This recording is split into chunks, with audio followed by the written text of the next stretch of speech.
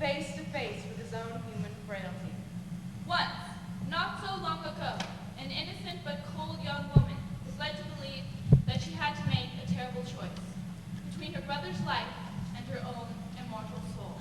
Desire, Justice. Mercy, obsession, guilt, Innocence, chastity, authority, virtue, love, pity, sex, pride, evil, power, damnation, Sin, morality, race, redemption.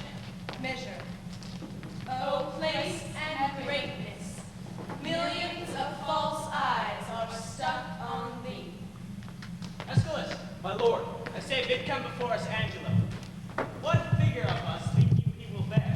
For you must know we have with special soul elected him our absence to supply, lent him our honors, dressed him with our love, and given his deputation all the organs of our own power. What think you of it? if any in Vienna be of worth to undergo such ample grace and honor, it is Lord Angelo. Look where he comes. Always obedient to your grace's will, I come to know your pleasure. Angelo, there's a kind of character in thy life that to the observer doth thy history fully unfold. Hold, therefore, Angelo, in our remove be thou at full ourself. Mortality and mercy in Vienna live in thy tongue and heart. Old Aeschylus, though first in question, is thy secondary. Take thy commissions. Now good, my lord, let there be some more test make of my mettle, before so noble and great a figure be stamped upon it. No more evasion. We have with leavened and prepared choice proceeded to you. Therefore take your honors. Our haste from hence is of so quick condition that it leaves unquestioned matters of needful value. So fare you well. Yet give leave, my lord, that we may bring you something on the way. My haste may not admit it. I love the people, but do not like to stage me to their eyes. Though it do well, I do not relish well their loud applause and always vehement, nor do I think the man of safe discretion that does affect it. But once more, fare you well. The heavens give safety to your purposes. Lead you forth and bring you back in happiness. I thank you. Fare you well. I shall desire you, sir, to give me leave to have free speech with you. And it concerns me to look into the bottom of my place, a power I have, but of what strength and nature I am not yet instructed. 'Tis so with me. Let us withdraw together, and we may soon our satisfaction have, touching that point. I'll wait upon your honor. If the Duke, with the other dukes, comes not to composition with the King of Hungary, why then all the dukes fall upon the king. heaven grant us its peace, but not the King of Hungary. Amen.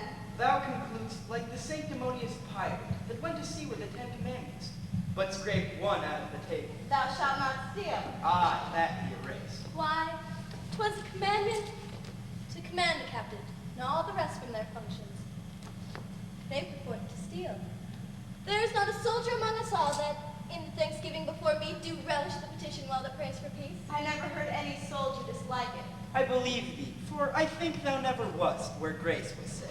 No, a dozen times, at least. What? In meter? In any proportion, or in any language. I think. Or in any religion. Aye, why not? Grace is grace, despite of all controversy. For example, thou thyself art wicked, despite all grace. Well then, there went but a pair of shears between us.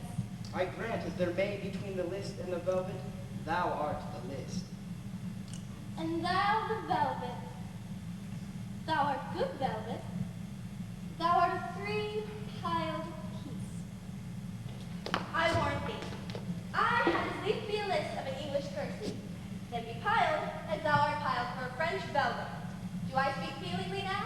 I think thou dost, and indeed with most painful feeling of thy speech. I will, out of thine own confession, learn to drink thy health, but whilst I live, forget to drink after thee. I think I have done myself wrong. Oh, have I not? Yes, that thou hast, whether thou art tainted or free. Behold, behold, where Madam Mitigation comes. I have heard that many diseases under her roof has come to To what, I pray thee? judge. To $3,000 a year. I more. A French crown more. Thou art always figuring diseases in me. But thou art Colbert, I am sound. Nay, not as one would say healthy, but so sound as things that are hollow. Thy bones are hollow. Impiety is made a feast of thee. How now? Which one of your hits has the most profound sciatica? Well,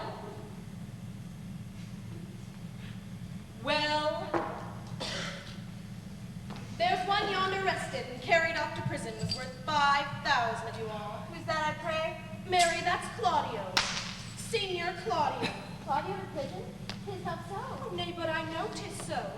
I saw him arrested, saw him carried away, and which is more, within these 3 days, his head is to be chopped off. But after all this fooling, I would have it not so. Art thou sure of this? I am too sure of it. And it is for getting Madame Giulietta with child. Believe me, this may be. He promised to meet me 2 hours since, and he was ever precise in his promise keeping. Besides, it draws something near to the speech we had to such a purpose. But most of all, agreeing with the proclamation. Away! I'll go learn the truth of it. What proclamation, man? All houses in the suburbs of Vienna must be plucked down. And what shall become of those in the city? They shall stand for sea. They had gone down too, but a wise burgher put in for them. But shall all our houses of resort in the suburbs to be pulled down? To the ground, mistress. Why, here's a change indeed in the Commonwealth. Well, what shall become of me? Come, fear not you. Good counselors lack no clients. Though you change your place, you need not change your trade. I'll be your tapster still. Courage, there will be pity taken on you. You that have worn your eyes almost out in the service, you will be considered. What's to do here, Thomas Tapster? Well, let's withdraw. Here comes Senior Claudio, led by the provost to prison. Fellow, why dost thou show me to the world? Bear me to prison where I am committed. I do it not in evil disposition, but from Lord Angelo, by special charge. Why, how now, Claudio? From whence comes this restraint? What but to speak of would offend again. Is it murder? No, Lechery? call it so. Away, sir, you must go. One word, good friend. Lucio, a word with you. 100 of you and is lechery so looked after? Thus stands it with me. Upon a true contract, I caught possession of Juliet's bed. You know the lady, she is fast my wife. Save that we do the denunciation, lack of outward order. This we came not to only for propagation of a dower, remaining in the coffer of her French, from whom we thought it meet to hide our love till time had made them for us. But it chances the stealth of our most mutual entertainment, with character too gross, is writ on Juliet. With child, perhaps. Unhappily, even so. And the new deputy, now for the Duke, awaits me to all of the enrolled penalties, which have like unscoured armor hung on the wall so long that 19 zodiacs have gone around and none of them been worn. And now, for a name, puts the drowsy and neglected axe freshly on me. 'Tis surely for a name. I warrant it is. And thy head stands so thick on thine shoulders that a milkmaid, if she be in love, may sigh love. Send after the Duke and appeal to him. I have done so, and he's not to be found. I pray thee, Lucio, do me this kind service. This day my sister, should the cloister enter, acquaint her with the danger of my state, implore her in my voice that she make friends with the strict deputy. I have great hope in that, for in her youth there is a prone and speechless dialect, such as moves men. Besides, she has prosperous art when she will play with reason and discourse, and well she can persuade. I pray she may. I'll to her. I thank you, good friend Lucio. Within 2 hours. Come, officer, away. No, Holy Father, throw away that thought. Believe not that the dribbling dart of love can pierce a complete bosom. Why I desire thee to give me secret harbor, a purpose more grave and wrinkled than the aims and ends of burning you. May your grace speak of it. I have delivered to Lord Angelo, a man of stricture and firm abstinence, my absolute power and place here in Vienna. He supposes me traveled to Poland, for so I have strewed it in the common ear, and so it is received. Now, pious sir, you will demand of me why I do this? Gladly, my lord. We have strict statutes and most biting laws, which for this 14 years we have let slip. Now, as fond fathers having bound up the threatening twigs of birch, only to stick it in their children's sight for terror, not to use. So our decrees, dead to infliction to themselves, are dead. Liberty plucks justice by the nose, the baby beats the nurse, and quite athwart goes all decorum. It rested in your grace to loose this tide of justice when you pleased. And it in you more dreadful would have seemed than in Lord Angelo. I do fear, too dreadful. Sith 'twas my fault to give the people scope, 'twould be my tyranny to strike and gall them for what we bid them do. For we bid this be done, and evil deeds have their permissive pass and not the punishment. Therefore, indeed, my father, I have on Angelo imposed the office, and to behold his sway, I will, as to a brother of your order, visit both prince and people. With more reason for this action, I shall render you at our more leisure. Only this one.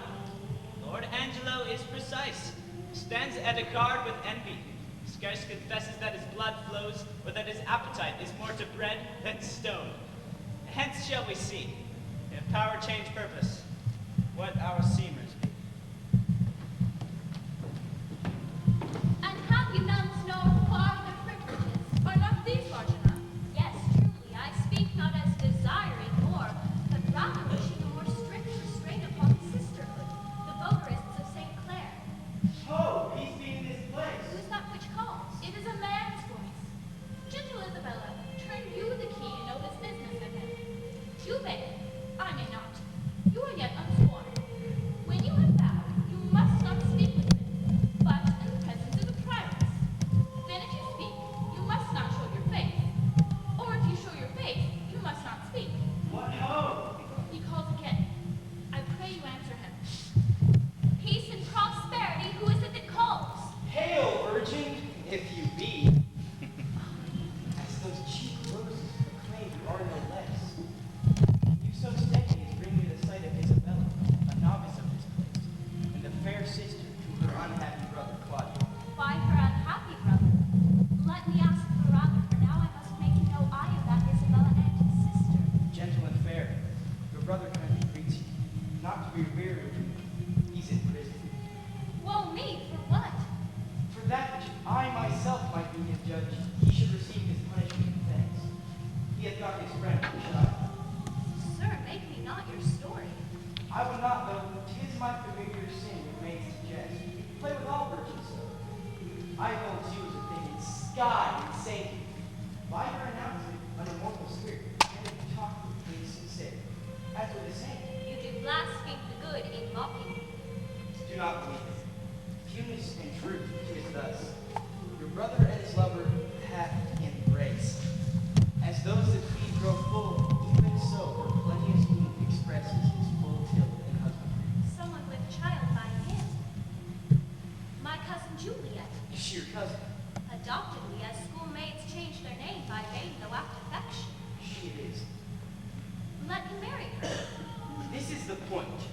The Duke is very strangely gone from hence. Upon his place, and with full line of his authority, governs Lord Angelo, a man whose blood is very snow-broad. He, to give fear to use and liberty, hath picked out an act under whose heavy sense your brother's life falls into forfeit. He arrests him on it, and following close the rigors of the statute, to make him an example. All hope is gone, unless you have the grace, by your fair prayer, to soften Lord Angelo. And that's my bit of business twixt you and your poor brother. Alas, what poor abilities in me to do him good. Assay the power you have. My power, alas, I doubt. Our doubts are traitors, and make us lose the good we ought to win, by fearing to attempt. Go to Lord Angelo, and let him learn to know that when maidens sue, men give like gods. But when they beat the kneel, their petitions are as freely theirs as they themselves would owe them. I'll see what I can do. But speedily. I will about it straight. No longer stay but to give mother notice of my affair. I humbly thank you. Commend me to my brother. Soon at night I'll send him certain word of my success. I take my leave of you. Good sir, adieu. We must not make a scarecrow of the law, setting it up to fear the birds of prey, and let it keep one shape till custom make it their perch, and not their terror. Yet let us be keen and rather cut a little and fall to that. Alas, this gentleman whom I would save, heading over to noble father.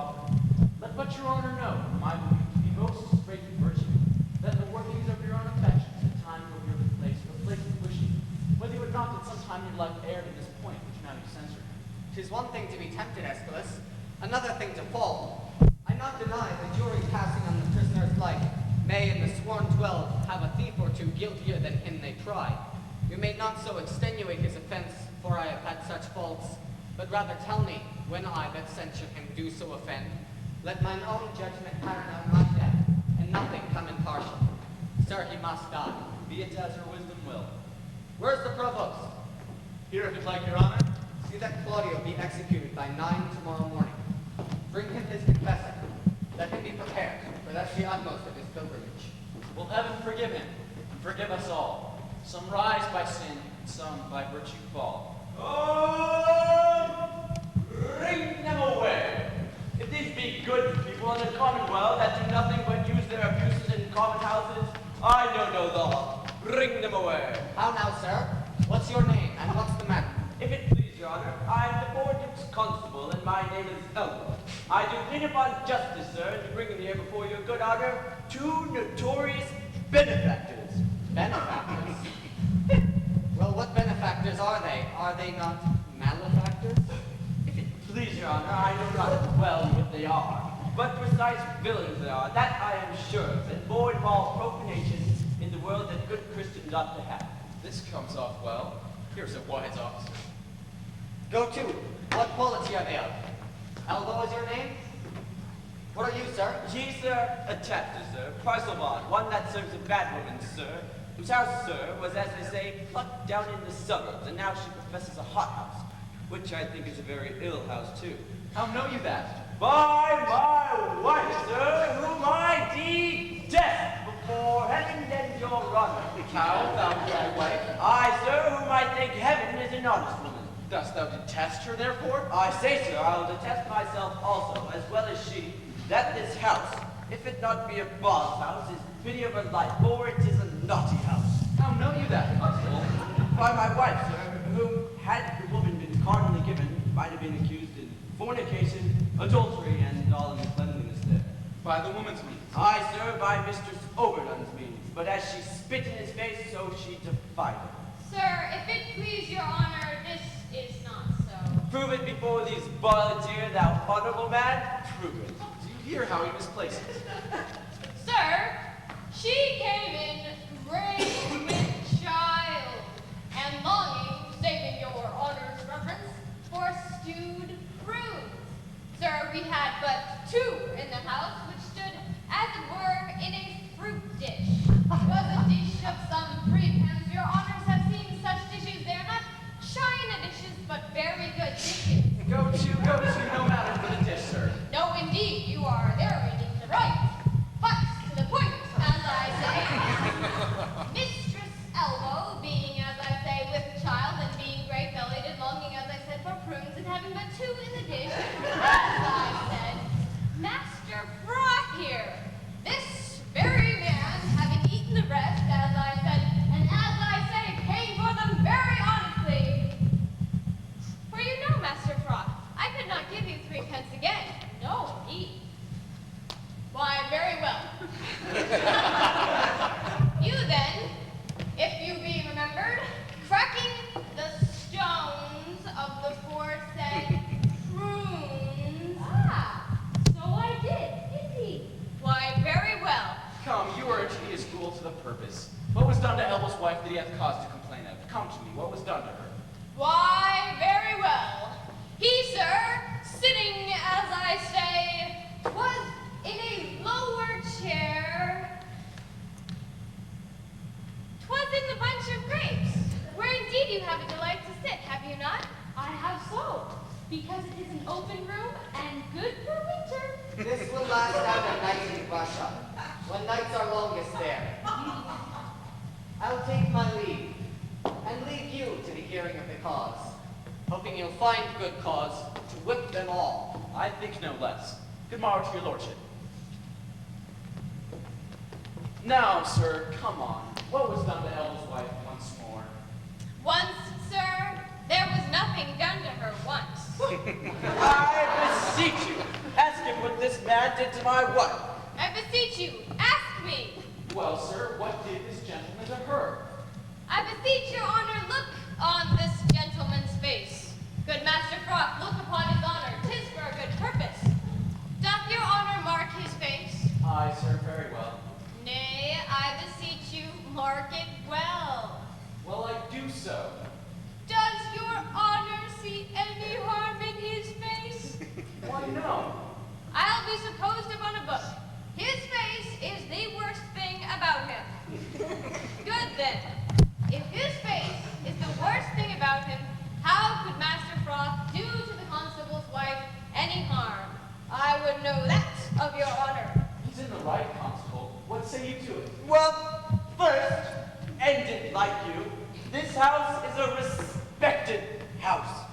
Next, this is a respected fellow, and his mistress is a respected woman. By this hand, sir, his wife is a more respected person than any of us all. Varlet, thou liest, wicked varlet. The time is yet to come that she was ever respected with man, woman, or child. Sir, he was respected with her before he married with her. Which is the wiser here, justice or inequity? Is this true? Oh, thou caitiff! Oh, thou varlet! Oh, thou wicked Hannibal! I respected with her before I married to her? Never I was respected with her, or she with me. Let not your worship think me the poor duke's constable. What is your worship's pleasure I shall do with this wicked caitiff? Truly, officer, because he hath some offenses in him that thou wouldest discover. If thou couldst, let him continue in his courses till thou knowest what they are. Marry, I thank your worship for it. Thou seest, thou wicked varlet, what's come upon thee. Thou ought to continue now, thou varlet. Thou ought to continue.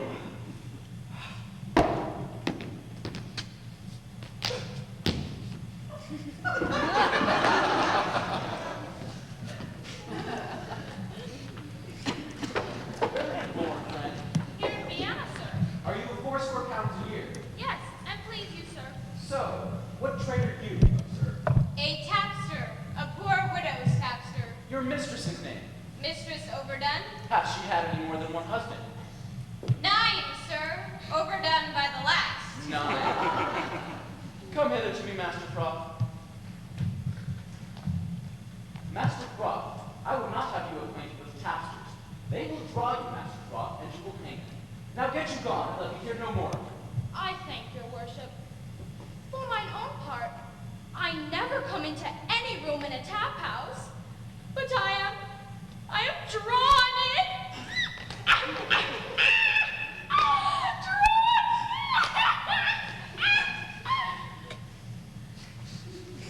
No more of it, Master Croft. Farewell.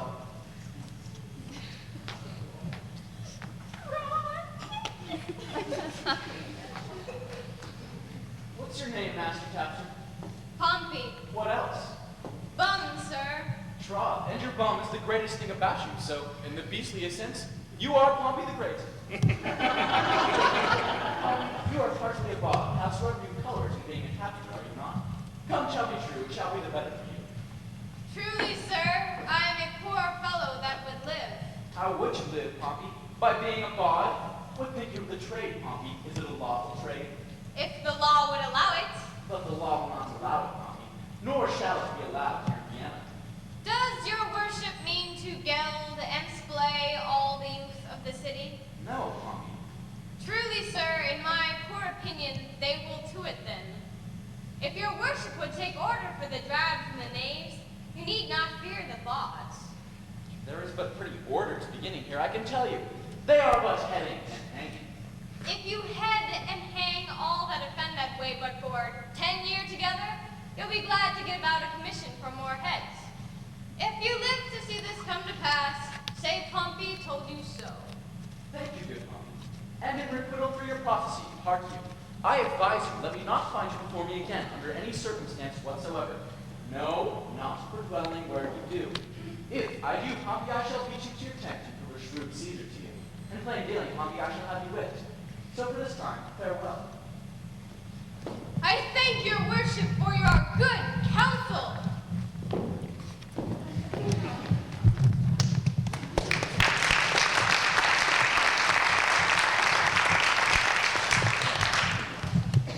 I'll know his pleasure. Maybe he will relent. All sects, all ages smack of this vice, and he to die for it. Now what's the matter, Provost? Is it your will Claudio shall die tomorrow? Did I not tell thee yea? Hadst thou not order? Why dost thou ask again? Lest I might be too rash, under your good correction, I have seen when after execution, judgment hath repented or is due. Go to, let that be mine.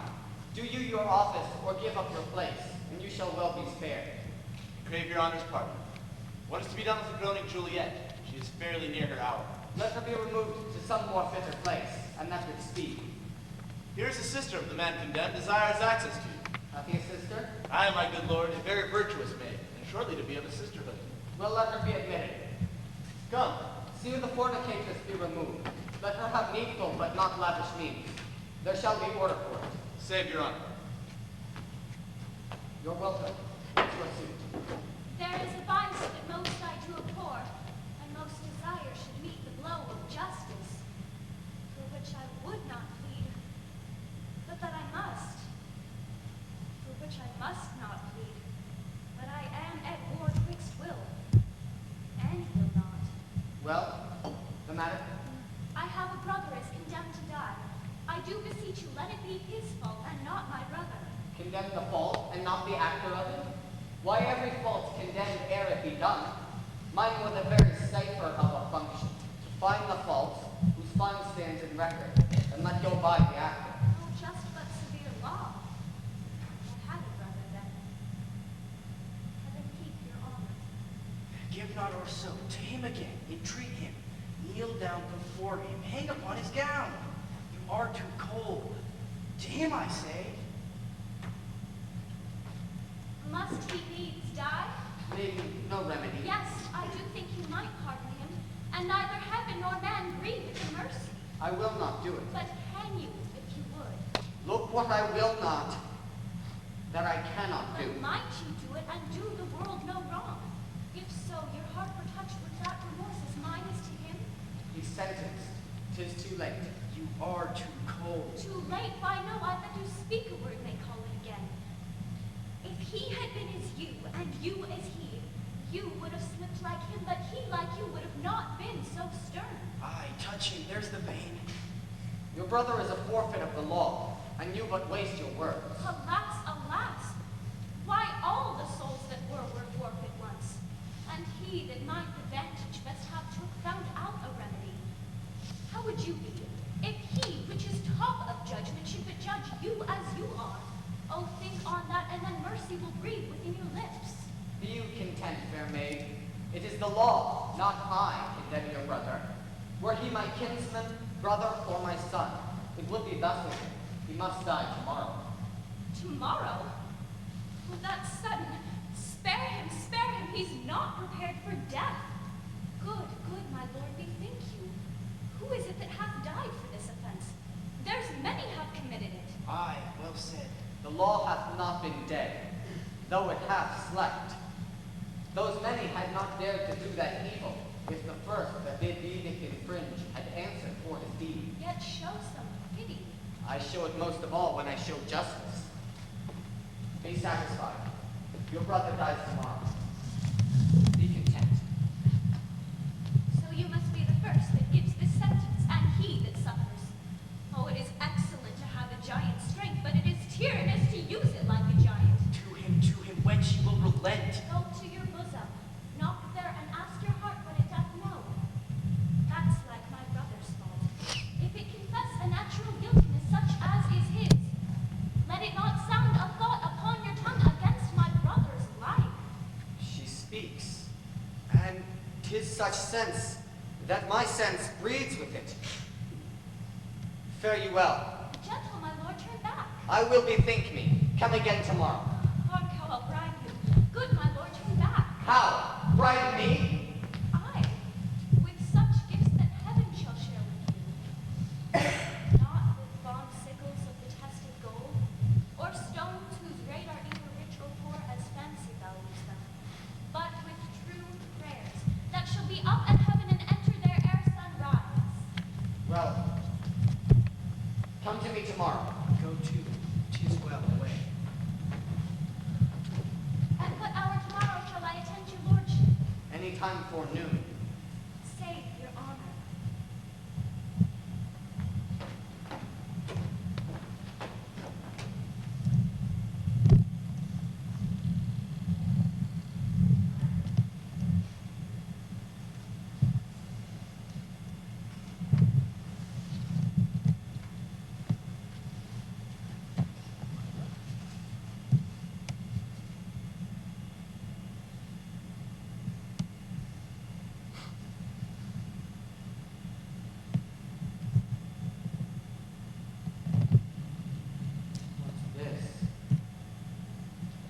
What's this?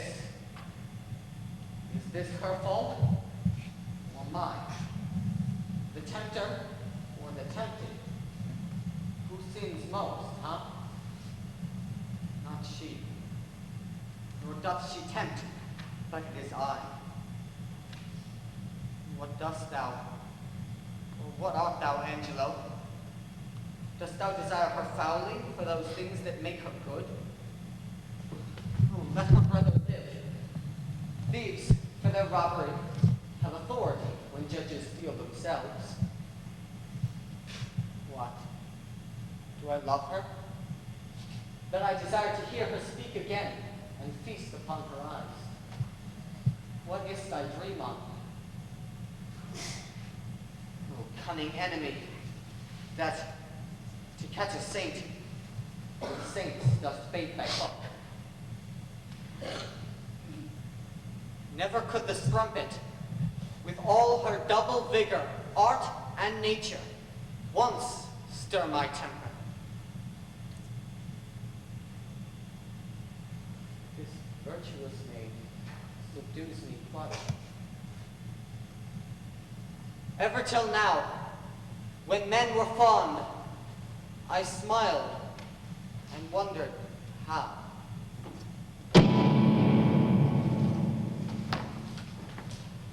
Hail to you, Provost. So I think you are. I'm the provost. What's your will, good friar? Bound by my charity and my blessed order, I come to visit the afflicted spirits here in the prison. Do me the common right to let me see them and to make me know the nature of their crimes, that I may minister to them accordingly. I would do more than that if more were needful. Look, here comes one, a gentlewoman of mine, falling in the flaws of her own youth. I've listened to her report. She is with child, and he that got its sentence, a young man more fit to do another such offense than to die for this. When must he die? As I do think tomorrow. I have provided for you. Stay a while, and you shall be conducted.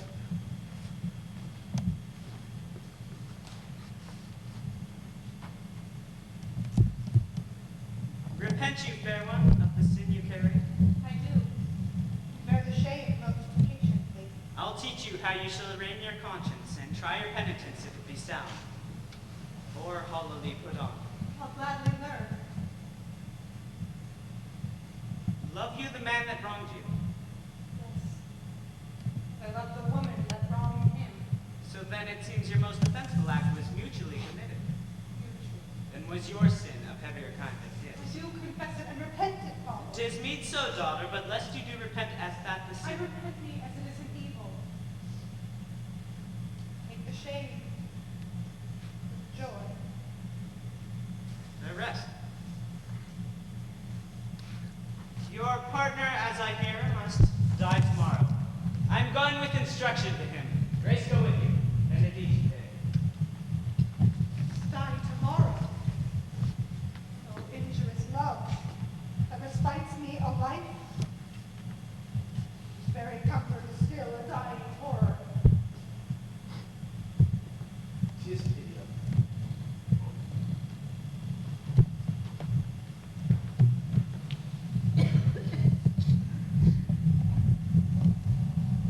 When I would pray and think, I think and pray to several subjects. Heaven hath my empty words, whilst my invention, hearing not my tongue, anchors on Isabel.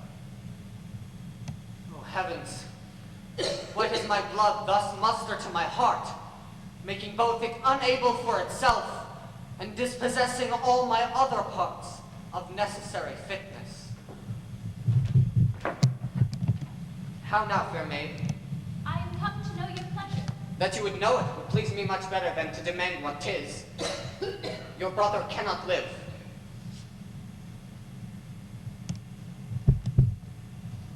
Even so, heaven keep your honor.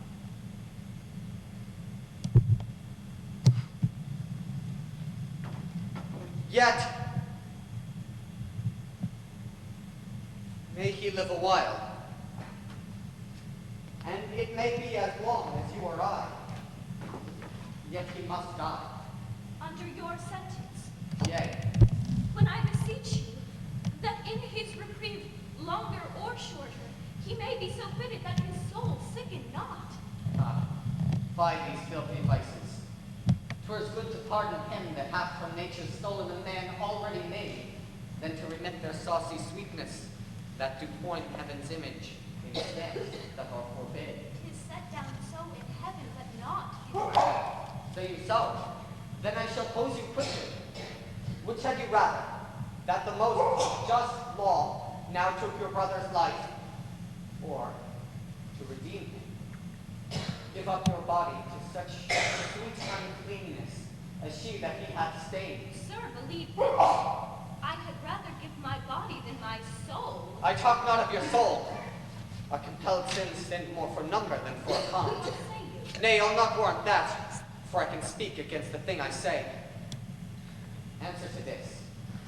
I, now the voice of the reported law, pronounce a sentence on your brother's life.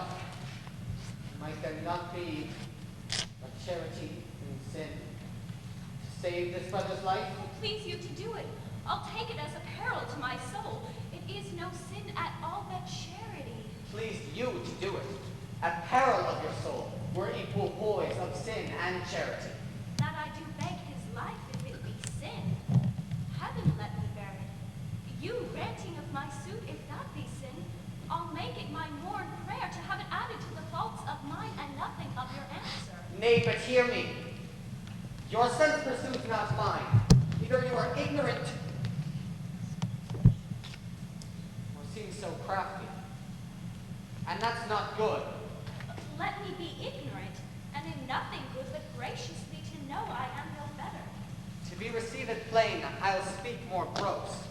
Your brother is to die, and his offense is so as it appears, accounted to the law upon that pain.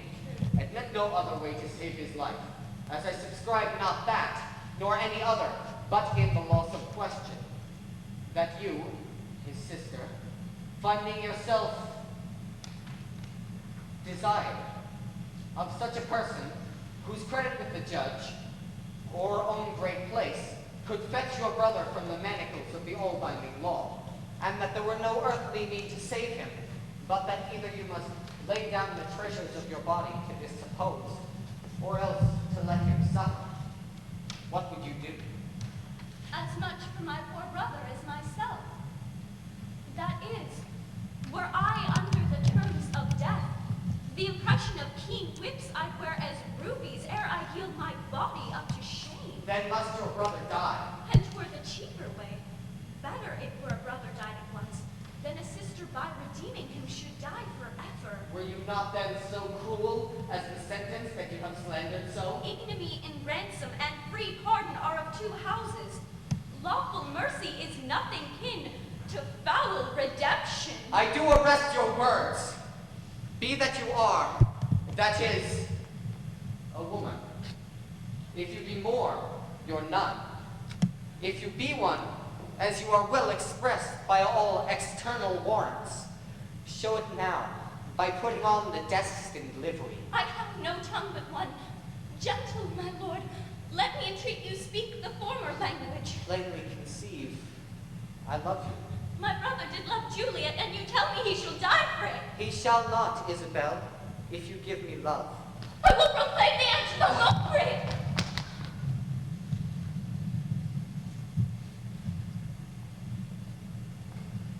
Sign me a present pardon for my brother.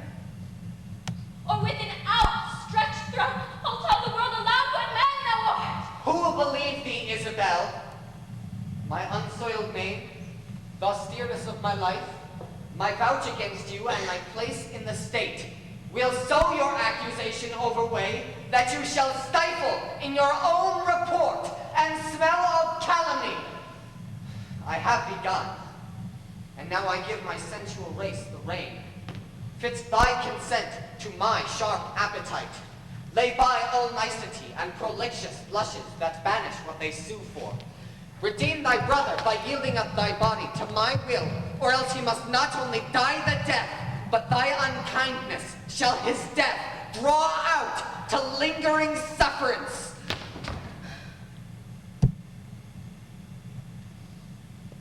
Answer me tomorrow. Or by the affection that guides me most, I'll prove a tyrant to him. As for you, say what you can. My false or ways your true.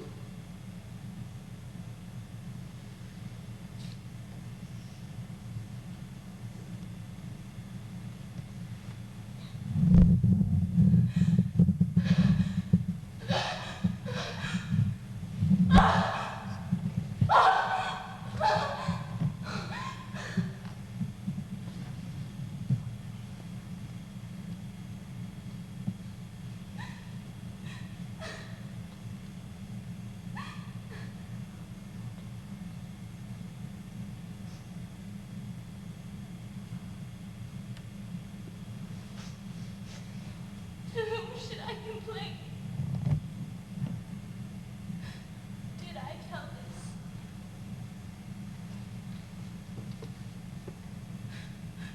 Who would believe me?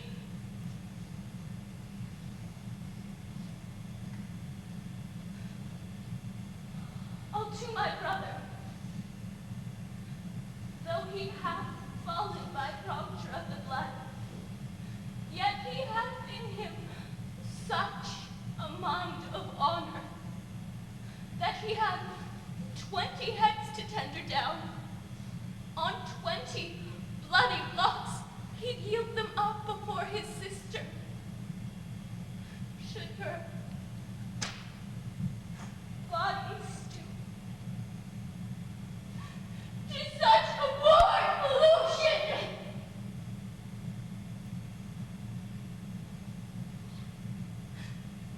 Then Isabel lived chaste,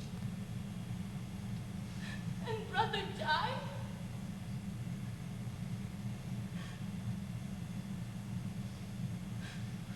More than our brother is our chastity.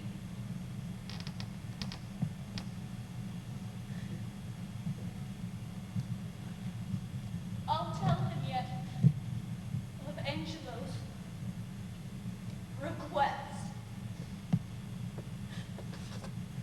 and fit his mind to death for his soul's rest.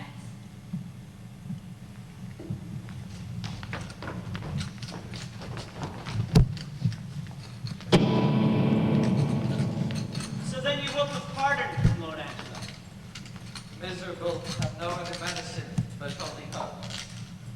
I hope to live, and am prepared to die. Be absolute for death. Either death or life shall thereby be the sweeter. Reason and that vague the alms of palsied elf. When thou art old and rich, thou hast neither heat, affection, limb, nor beauty to make thy riches pleasant. What's yet in this that bears the name of life? Yet in this life lie hid most thousand deaths. Yet death we fear, that makes these odds all even. I humbly thank you. 'Tis sue to live, I find I seek to die, and seeking death find life. Let it come on. What ho, he's here, grace and good company. Who's there? Come in, the witch deserves a welcome. Dear sir, ere long I'll visit you again. Most holy sir, I thank you. My business is a word to with God. Very well. Look, senor, it's your sister. Now, sister, what's the comfort? It's all comfort talk. Most good indeed. Lord Angelo, having affairs to heaven, intends you for his swift ambassador. Therefore your best appointment make with speed. Tomorrow you set on. Is there no remedy? None, but such remedy as to save a head to cleave a heart in twain. But is there any? Yes, brother, you may live.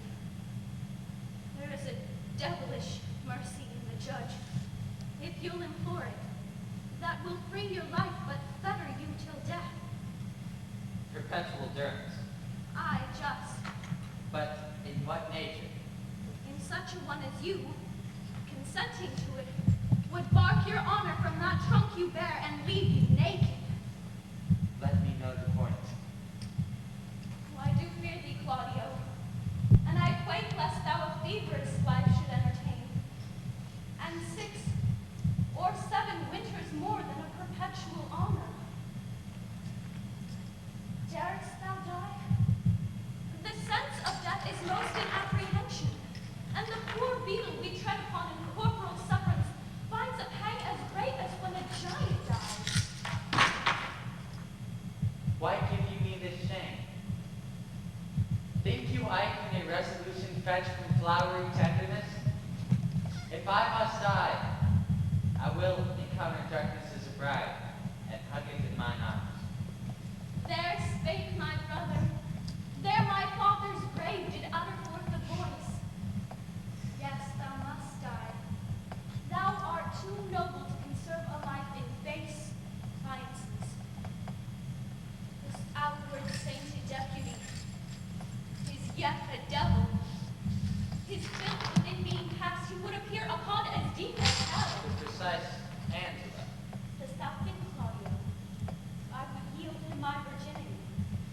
Thou mightst be free. Well, heavens, it cannot be.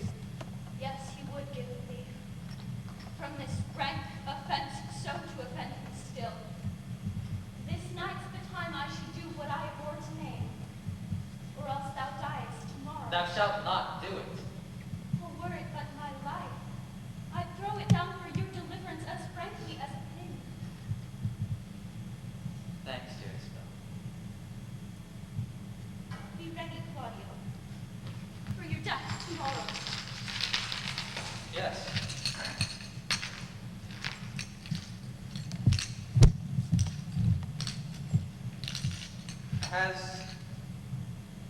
Has he affections in him that thus can make him bite the law by the nose when he would force it? Surely it is no sin, or of the deadly 7 it is the least. Which is the least? If it were damnable, he being so wise, why would he for this momentary trick be eternally fined?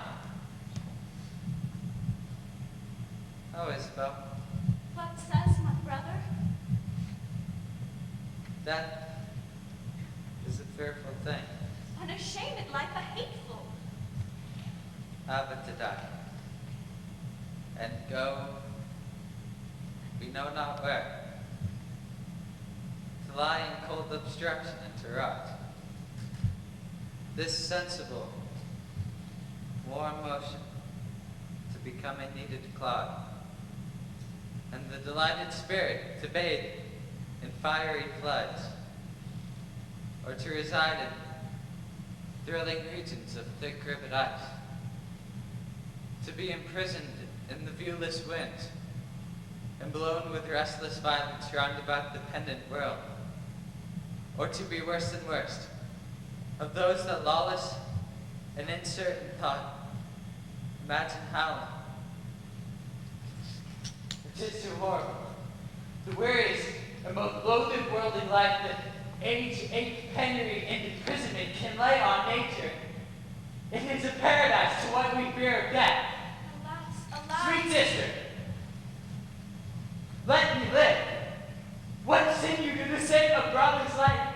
Nature dispenses for the deed so far that it becomes a virtue. Oh, you beast! Oh, faithless coward! Oh, dishonest wretch!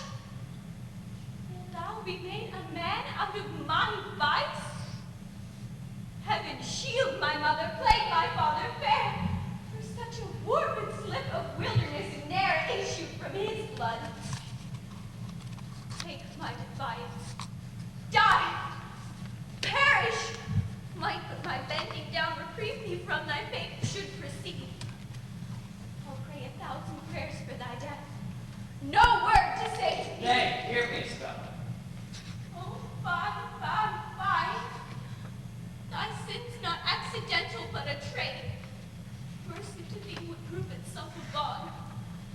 'Tis best thou diest quickly. Oh, hear me, Isabel! Vouchsafe a word, young sister, but one word.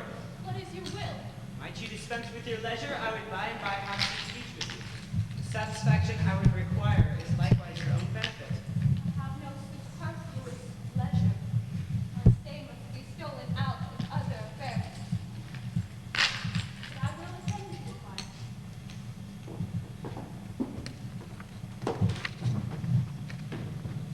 Son, I have overheard what hath passed between you and your sister. Angelo had never the purpose to corrupt her, only he hath made an essay of her virtue, to practice his judgment with the disposition of natures. She, having the truth of honor in her, hath made him that gracious denial which he is most glad to receive. I am confessor to Lord Angelo, and know this to be true.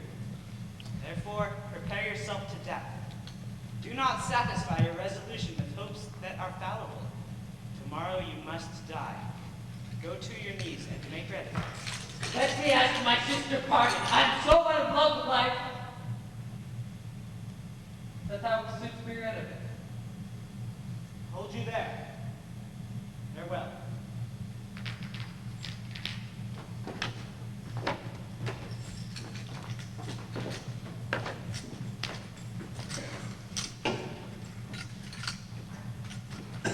The hand that hath made you fair hath made you good. The assault that Angelo hath conveyed to you, fortune hath conveyed to my understanding. But that frailty hath examples for his following. I should wonder at Angelo. How will you do to contempt this substitute and to save your brother? I am now going to resolve him. I had rather my brother die by the law than my son should be unlawfully born. But oh, how much is the good Duke deceived in Angelo. If ever he return and I can speak to him, I will open my lips in vain or discover his government. That shall not be much amiss. Yet, as the matter now stands, he will avoid your accusation. He made trial of you only. Therefore, fasten your ear on my advisement. To the love I have in doing good, a remedy presents itself. I do make myself believe that you may most uprighteously do a poor wronged lady a merited benefit, redeem your brother from the angry law, do no stain to your own gracious person, and much please the absent too, if peradventure he shall ever return to our hearing of this business. Let me hear you speak farther. I have spirit to do anything that appears not foul in the truth of my spirit. Virtue is bold, and goodness never fearful. Have you not heard speak of Mariana, the sister of Frederick, the great soldier who miscarried at sea? I have heard of the lady, and good words went with her name. She should this Angelo have married, was affianced to her oath and the nuptial appointed, between which time of contract and limit of the solemnity, her brother Frederick was wrecked at sea, having in that perished vessel the dowry of his sister. But mark how heavily this befell to the poor gentlewoman.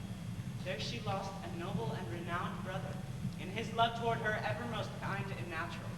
With him, portion and sinew of her fortune, her marriage dowry, with both her convenant husband, this well-seeming Angelo. Can this be so?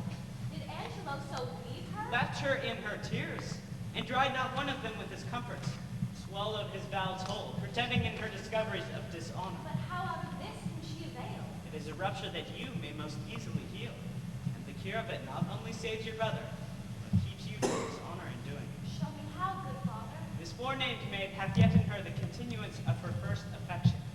His unjust unkindness, that in all reason should have quenched her love, hath, like an impediment in the current, made it more violent and unruly. Go you to Angelo. What? Agree with his demands to the point. Only refer No. yourself to this advantage. But wait. First, that your stay with him may not be long. I that the can't. time may have all silence and shadow in it, and the place answer to convenience. This being granted in course, and now follows all. We shall advise this wronged maid to stead up your appointment. Go in your place. If the encounter acknowledge itself hereafter, it may compel him to her recompense. And here, by this, is your brother saved, your honor untainted, the poor Mariana advantaged, and the corrupt deputy scaled. What think you of it? The image of it gives me content already, and I trust it will grow to most prosperous perfection. It lies much in your holding up. Haste you speedily to Angelo. If for this night he entreat you to his bed, give him promise of satisfaction. I will presently to St. Luke's. There at the moated grange resides this dejected Mariana. At that place call upon me, and dispatch with Angelo, that it may be quickly.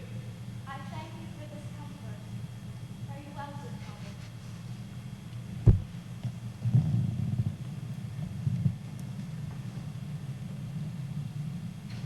What news, Friar, of the Duke? I know none. Can you tell me of any? Some say he is with the Emperor of Russia. Others some he is in Rome. But where is he, think you? I know not where, but wheresoever, I wish him well. It was a mad, fantastical trick of him to steal away from the state and usurp the bakery who was never born to it. Lord Angelo dukes it well in his absence.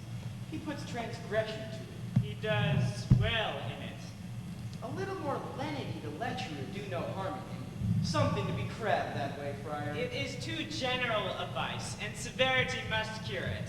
Yes, in good sooth, the vice is of great kindred. It is well alive, but it is impossible to extirpate quite, Friar, till eating and drinking be put down. They say this Lord Angelo was not made by man and woman, after this downright way of creation. Is it true, think you? How would he be made then? Some report a sea mate's mark. Some he was begotten between two stockfishes. But it is certain that when he makes water, his urine is congealed ice. That I know to be true. You are pleasant, sir, and speak of this. Why, what a ruthless thing this is in, for the rebellion of a codpiece to take away the life of a man. Would the Duke that is absent have done this? He would have paid a man for getting 100 bastards, paid the nursing 1,000. He had some feeling for the sport, he needed the service, and this instructed him to mercy. I never heard the Duke much detected for women. He was not inclined that way. Oh, sir, you are deceived. 'Tis not possible. Who? Not the Duke? Yes, your baker of 50, and he would be drunk, too. That, let me inform you. You do him wrong, surely. Sir, I was in inward affairs. A shy fellow was the Duke, and I believe I know the cause of his withdrawal. What, I prithee, might be the cause? No, pardon, 'tis a secret that must be locked within the teeth of the lips. But this I can let you understand. The greater file of the subject held the Duke to be wise. Wise? Why, no question but he was. A very superficial, ignorant, unweighing fellow. Either this is envy in you, folly, or mistaken. The very stream of his life and the business he upheld must, upon a warranted need, give him a better proclamation. Sir, I know him and I love him. Love talks with better knowledge, and knowledge with dearer love. Come, sir, I know what I know. I can hardly believe that, sir, since you know not what you speak. But if ever the Duke return, as our prayers are he may, let me desire you to make your answer before him. I pray you, your name? Sir, my name is Lucio, well known to the Duke. He shall know you better, sir, if I may live to report you. I fear you not. I say it again. The Duke would eat mutton on Fridays. Away with her to prison. Say that I said so. Farewell. Good my lord, be good to me. Your honor is accounted to be a merciful man. Oh, good my lord. Double and treble admonition and still forfeits of the same kind. This would have mercy swear and play the tyrant. Bond of 11 years continuance, man, please, your honor. My lord, this is one Lucio's information against me. Mistress Kate Keepdown was with child by him in the Duke's time. He promised her marriage. His child is a year and a quarter old, come Philip and Jacob. Well, I have kept it to myself. And see how he goes about to abuse me. That fellow is a fellow of much license. Let him be called before us. Away with them to prison. Go to, no more words. Provost, my brother Angelo will not be altered. Claudio must die tomorrow. I'm going to visit the prison. Peace be with you.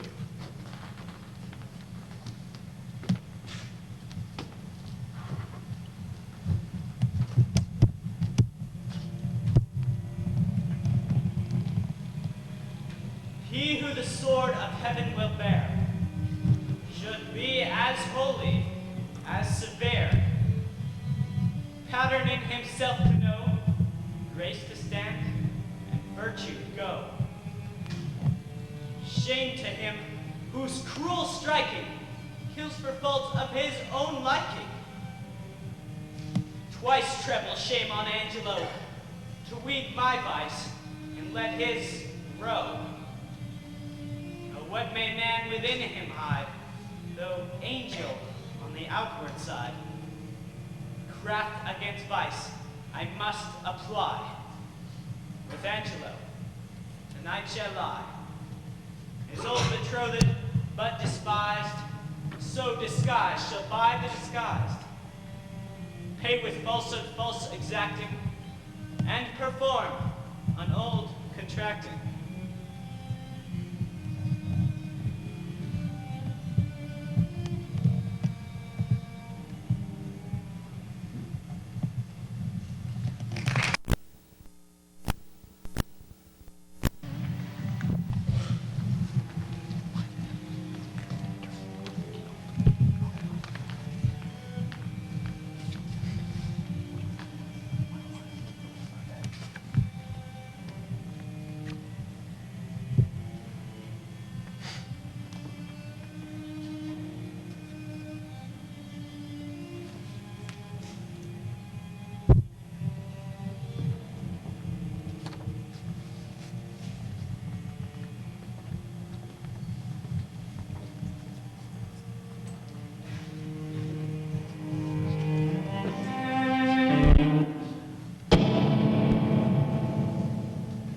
Come hither, sirrah. Can you cut off a man's head? If the man be a bachelor, sir, I can. But if he's a married man, he's his wife's head. And I could never cut off a woman's head. Come, sir, leave me your snatches and yield me a direct answer. Tomorrow morning are to die Claudio and Barnaby. Here is in our prison an executioner who in his office lacks a helper. If you will take it upon you to assist him, he shall redeem you of your jibes. If not, you shall have your full time of imprisonment and your deliverance with an unpitied whipping, for you have been a notorious bawd. Sir, I have been an unlawful bawd time out of mind. And yet I will be content to be a lawful hangman. I would be glad to receive some instruction from my fellow partner. What ho! A Borson! Where's a Borson there? Do you call, sir? Sirrah, here's a fellow who will help you tomorrow in your execution. If you think it meet, compound with him by the ear, and let him abide here with you. If not, use him for the present and dismiss him. He cannot plead his estimation with you. He hath been a bawd. A bawd, sir. Fie upon him who should discredit our mystery. Go to. You weigh equally. A feather will turn the scale. Are you agreed? Sir, I will serve him. For I do find your hangman is a more penitent trade than your bawd. He doth oftener ask forgiveness. You, sirrah, provide your block and your axe tomorrow, 4 o'clock. Come on, bawd. I will instruct thee in my trade. Follow. I do desire to learn, sir, for truly, for your kindness, I owe you a good turn. Call hither Barnardine and Claudio. The one has my pity, not a jot the other, being a murderer, though he were my brother. Look, here's the warrant, Claudio, for thy death. It is now dead midnight. If I meet tomorrow, thou must be made immortal. Where's Barnardine?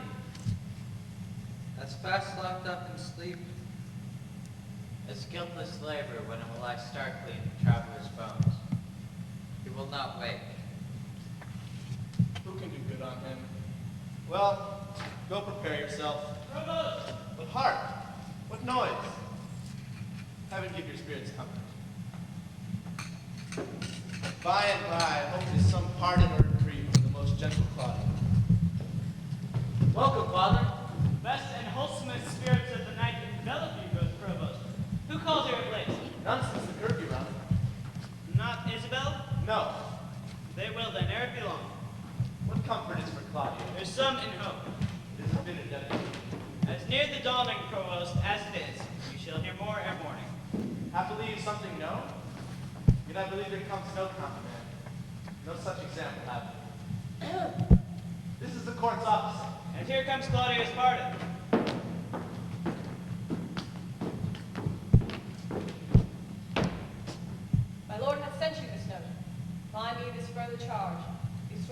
smallest article, either in time, matter, or the circumstance. Good morrow, for as I take it, it is almost dead. Shall obey. This is his pardon, purchased by such sin, for which the pardoner himself is in. Now, sir, what news? Whatsoever you may hear to the contrary, let Claudio be executed by 4 of the club, and in the afternoon Barnaby. For my better satisfaction, let me have Claudio's head sent me by 5. Thus fail not to do your office, as you shall answer it at your peril. What say you to this, sir? What is that Barnaby who is to be executed in the afternoon? A man that apprehends death no more but as a drunken sleep. Careless, reckless, and fearless of what's past, present, or to come. Insensible of mortality, but desperately more. He wants advice. You will hear none. He hath evermore had the liberty of the prison. We have very oft awakened him as if to take him to execution, and showed him a seeming warrant for it, hath not moved him at all. More of him and all. There is written in your brow, Provost, honesty and constancy. If I read it not truly, my ancient skill beguiles me. But in the boldness of my cunning, I will lay myself in hazard. Claudio, whom here you have warned to execute, is no greater forfeit to the law than Angelo, who hath sentenced him. To make you understand this in a manifested effect, I crave but 4 days' respite, for the which you are to do me both a present and a dangerous courtesy. Pray, sir, in what? In the delaying death. Alack, how may I do it? Having the hour limited and an express command under penalty to deliver his head in the view of Angelo, I make my case as Claudio's, not to cross this in the smallest. By the vow of mine order, I warrant you. If my instructions may be your guide, let this Barnardine be this morning executed, and his head borne to Angelo. Angelo hath seen them both, and will discover the man. Death's a great disguiser. You may add to it, shave the head and the beard, and say it was the desire of the penitent to be so buried after his death. You know the course is common. Pardon me, good father, it is against my oath. Were you sworn to the Duke, or to the deputy? To him and to his substitutes. You will think you have made no offense if the Duke avouched the justice of your dealing? But what likelihood is in that? Not a resemblance, but a certainty. Yet, since I see you fearful that neither my coat, integrity, nor persuasion can with ease attempt you, I will go further than I meant, to pluck all fears out of you.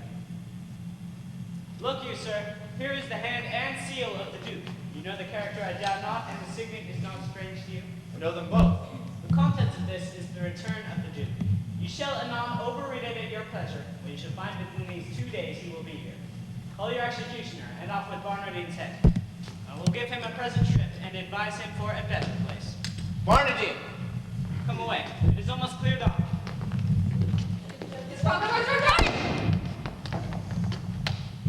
Sirrah, call Barnardine hither. Master Barnardine, you must rise and be hanged, Master Barnardine. Hello, Barnardine. Pox on your throats! Who makes that noise there? What are you? Your friend, sir, the hangman. You must be so good as to rise and be put to death. Away, you rogue, away! I am sleepy. Tell him he must awake and that quickly too. Pray, Master Barnardine, awake till you are executed and sleep afterwards.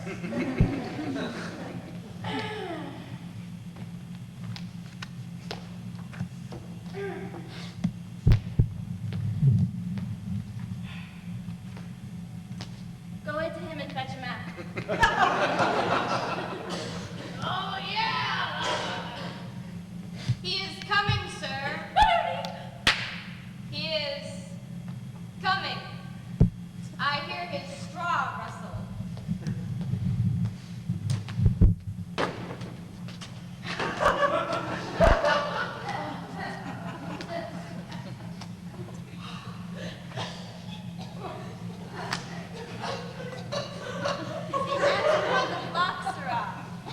Very ready, sir.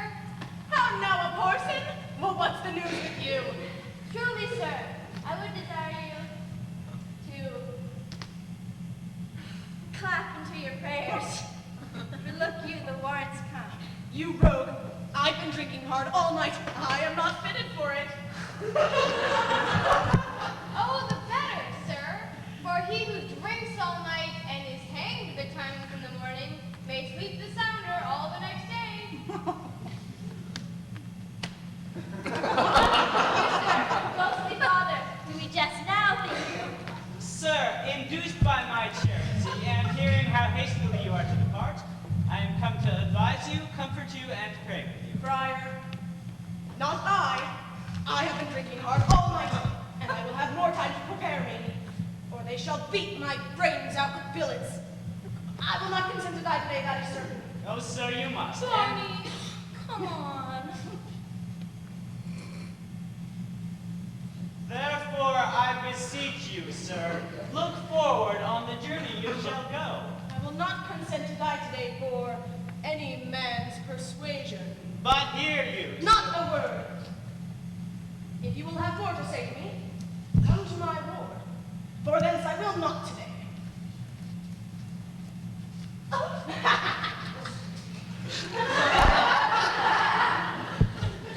Well now, how do you find the prisoner?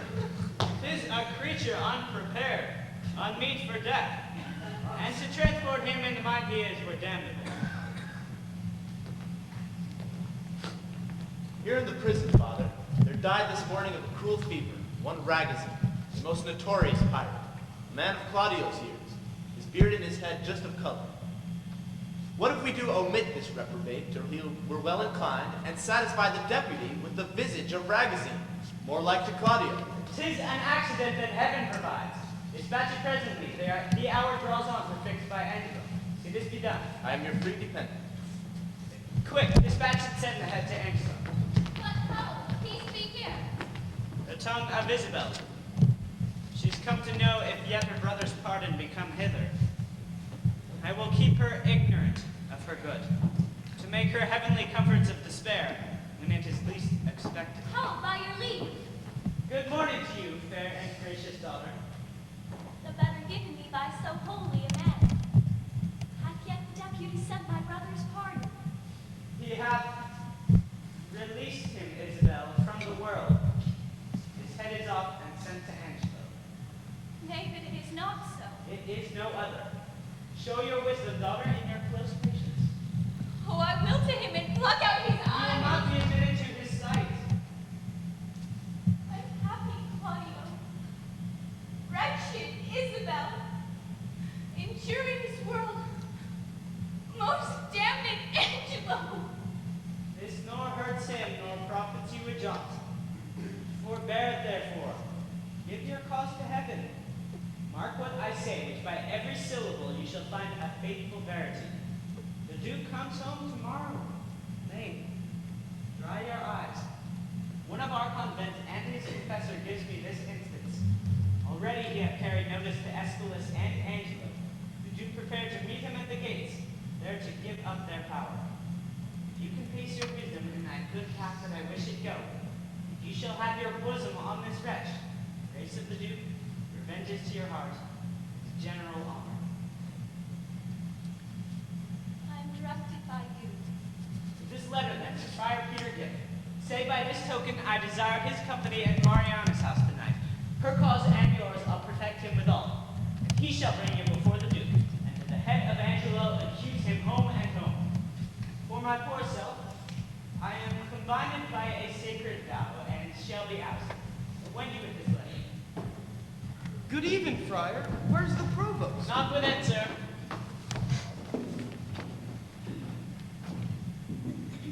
Oh, pretty Isabella, I am pale at mine heart to see thine eyes so red.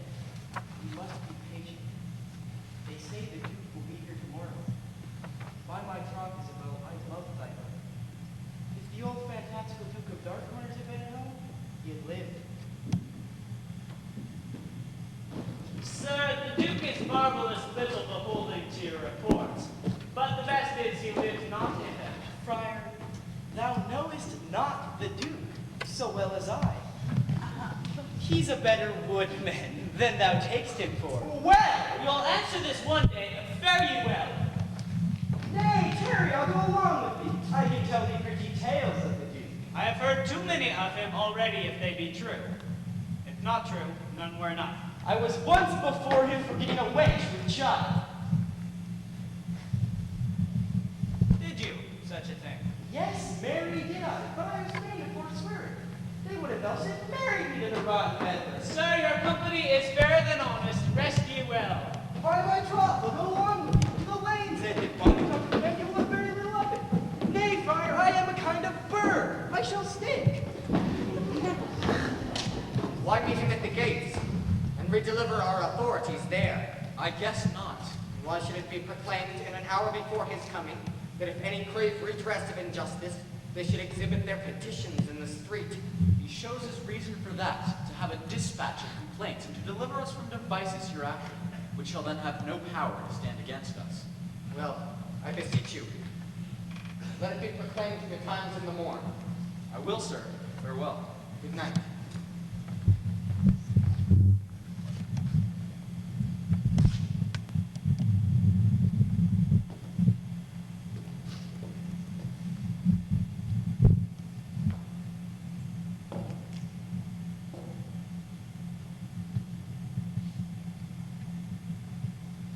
This deed unshapes me quite. A deflowered maid, by an eminent body that enforce the law against it. But that her tender shame will not proclaim against her maiden loss, how might she name me? Yet reason dares her no. He should have lived. Save that his riotous youth, with dangerous sense, might in the times to come have ta'en revenge for so receiving a dishonored life with ransom of such shame. Would yet he had lived.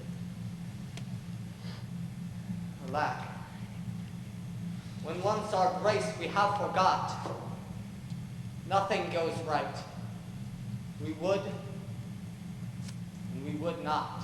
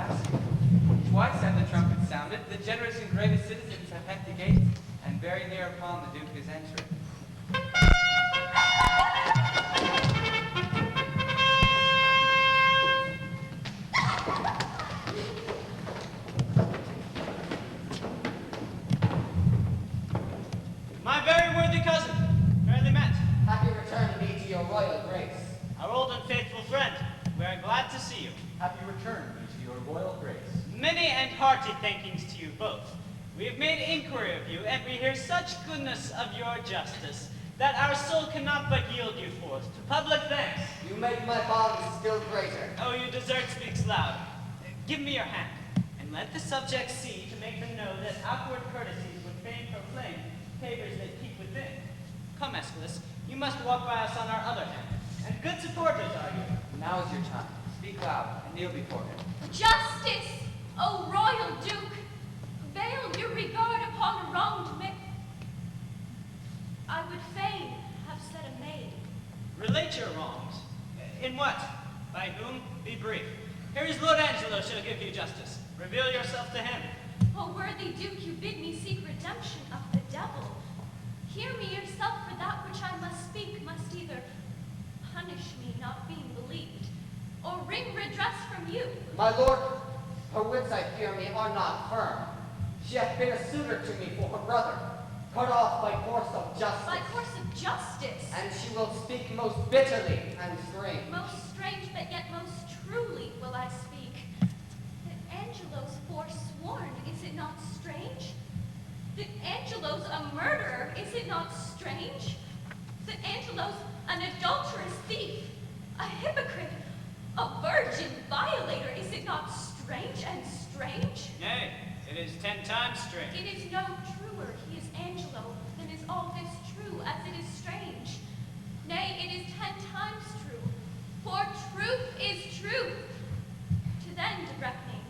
with her. Poor soul, she speaks in the infirmity of sense. Oh, Prince, I conjure thee, as thou believest there is another comfort than this world, that thou neglect me not with that opinion that I am touched with madness. What would you say? I am the sister of one Claudio, condemned upon the act of fornication to lose his head, condemned by Angelo. I, in probation of the sisterhood, was sent to by one Lucio, as then the messenger. That's I am like your grace. I came to her from Claudia, and desired her to try her gracious fortune with Lord Angelo, for her poor brother's party. That's he indeed. You are not fit to speak. No, my lord, nor wish to hold my peace. I wish you now then. Pray you, take note of it, and when you have a business for yourself, pray heaven you then be perfect. I warrant your honor. The warrant's for yourself. Take heed to it. This gentleman told somewhat of my tale. Right. It may be right, but you are in the wrong to speak before your time. Proceed. I went to this pernicious caitiff deputy. That's somewhat madly spoken. Pardon it. Phrases to the matter. Mend it again. The matter proceed. In brief, the vile conclusion I now begin with grief and shame to utter. He would not, but by gift of my chaste body to his intemperate lust release my brother. And after much debatement, my sisterly remorse computes mine honor, and I did yield to him. But the next morn betimes his purpose surfeiting, he sends warrant for my poor brother's head. This is most likely. Oh, that it were as like as it is true. By heaven, fond wretch, thou knowest not what thou speakst, or else thou art subverted against his honor in hateful practice. First, his integrity stands without blemish. Next, it imports no reason that with such vehemency he should pursue faults proper to himself. If he had so offended, he would have weighed thy brother by himself and not have cut him off. Someone hath set you on. Confess the truth and say by whose advice thou camest here to complain. And is this all? Then, oh, by you blessed ministers above, keep me in patience, and with ripened time unfold the evil which is here wrapped up. Heaven shield your grace from woe, as I, less wrong hence, unbelieved go. I know you'll fain be gone. An officer, to prison with her. Shall we thus permit a blasting and a scandalous breath to fall on him so near us? This need must be a practice. Who knew of your intention coming hither? One that I would were here, a friar Lodowick. A ghostly, Father belike? Who knows that Lodowick? My lord, I know him. 'Tis a meddling friar. I do not like the man, had he been late, for certain words he spake against your grace. In your retirement, I had swinged him seven. Words against me? This a good friar belike, to set on this wretched woman here against our substitute? Let this friar be found. Blessed be your royal grace. I have stood by, my lord, and I have heard your royal ear accused. First hath this woman most wrongfully accused your substitute, who is as free from touch or soil with her, as she from one ungone. We did believe no less. Know you that Friar Lodowick that she speaks of? I know him for a man divine and holy, not scurvy nor a temporary meddler, as he's reported by this gentleman. A man that never yet did, as he vouches, misreport your grace. My lord, most villainously believe it. Well, he in time may come to clear himself, but at this instant he is sick, my lord, of a strange fever. Upon his near request being come to knowledge that there was complaint intended against Lord Angelo, came I hither to speak as from his mouth what he doth know is true and false. First, for this woman to justify this worthy nobleman, so vulgarly and personally accused. Her shall you hear, disapprove it to her eyes, till she herself confess. You good friar, let's hear it. Do you not smile at this Lord Angelo? Oh, heaven, the vanity of wretched fools. Give us some seats. Come, cousin Angelo, in this I'll be impartial. Be you judge of your own cause.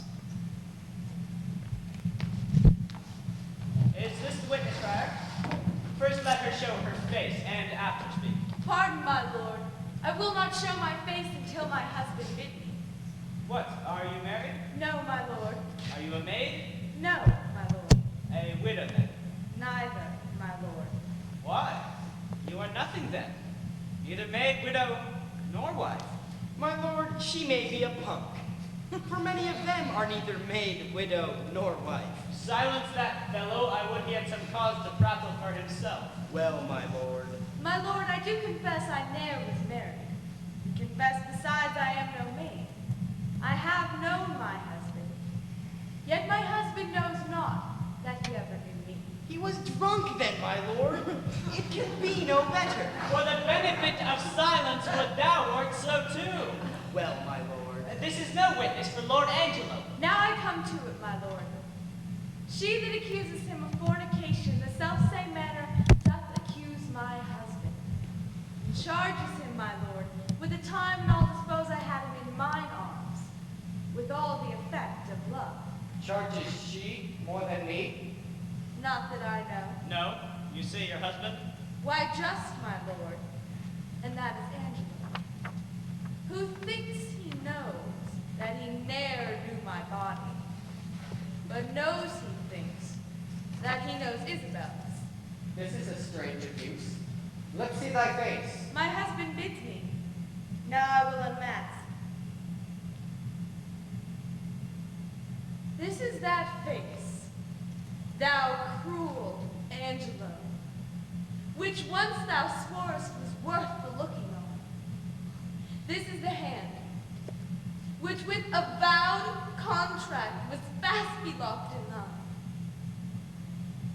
And this is the body, that took away the match from Isabel and did supply thee in thy garden house, in her imagined person. Know you this woman? Carnally, she says. Sirrah, no more. Enough, my lord. My lord, I must confess I know this woman. And 5 years since there was some speech of marriage betwixt myself and her, which was broke off, partly for that her promised proportions came short of composition, but in chief for that her reputation was disvalued in levity, since which time of 5 years I never spake with her, saw her, nor heard from her, upon my faith and honor. Noble prince, as there comes light from heaven and words from breath, is there a sense in truth and truth in virtue? I am affianced this man's wife, as strongly as words can make up vows. And good my lord, but Tuesday night last gone in his garden house, he knew me as a wife. As this is true, let me in safety rise from my knees, or else forever be confixed here, a marble monument. I did but smile till now. Now, good my lord, give me the scope of justice. My patience here is touched. I do perceive these poor, informal women are no more but servants of some more mightier member that sets them on. Let me have way, my lord, to find this practice out. Aye, with my heart, and punish them to your height of pleasure. You, Lord Aeschylus, sit with my cousin. Lend him your kind pains to find out this abuse, whence 'tis derived.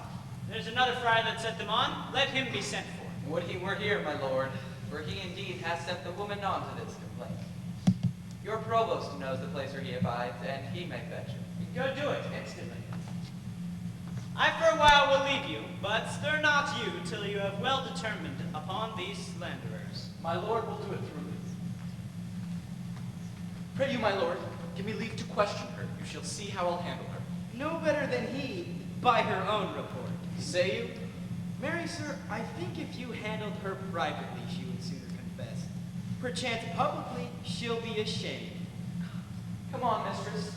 Here's a gentlewoman denies all that you have said. Here comes the rascal I spoke of. Here with the provost. In very good time. Speak you not to me till we call upon you. Well, Come, sir. Did you set these women on to slander Lord Angelo? They have confessed you did. 'Tis false. How? Know you where you are? Where is the Duke? 'Tis he should hear me speak. The Duke's in us, and we will hear you speak. Look, you speak just. Boldly at least. But, oh poor souls, come you to seek the land here of the fox? Good night to your redress. Is the Duke gone, then is your cause gone too.